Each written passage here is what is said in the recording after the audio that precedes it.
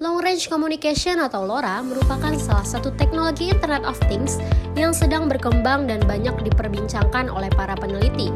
LoRa juga merupakan bagian dari teknologi Low Power Wide Area Networks atau LPWAN yang memfokuskan sistem komunikasi pada efisiensi energi, jangkauan luas, kecepatan data rendah, dan masa pakai baterai yang lama.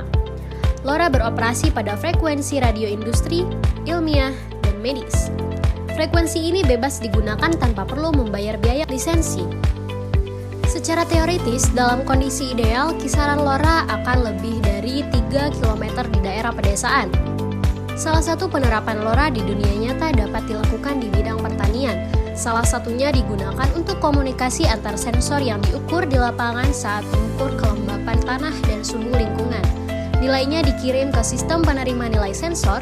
Informasi tersebut dapat diolah menjadi informasi penting bagi petani.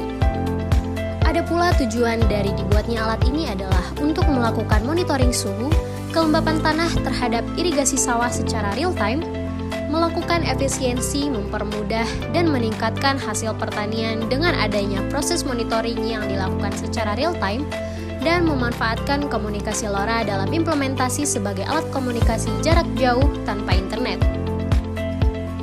LoRa sebagai sistem komunikasi satu arah berfungsi untuk mengirimkan nilai-nilai sensor yang terukur. Terdapat dua sistem LoRa yang digunakan, yaitu LoRa untuk transmitter atau pemancar dan LoRa untuk receiver atau penerima. LoRa pemancar berfungsi untuk mengirimkan sinyal atau data yang terukur pada sensor-sensor yang dipasang, yaitu DHT-11. Soil moisture dan sensor ultrasonik masing-masing berfungsi untuk mengukur suhu dan kelembapan suatu lingkungan, mengukur kelembapan tanah, dan deteksi hama berdasarkan jarak. LoRa transmitter berfungsi untuk menerima sinyal atau data yang dipancarkan oleh LoRa transmitter. Pada receiver ini, nilai yang diterima diolah pada sebuah sistem Internet of Things atau IoT untuk melakukan pemantauan nilai sensor yang terukur secara real-time, yang biasanya dapat dipantau di sebuah perangkat lunak, bisa melalui laptop atau PC ataupun smartphone.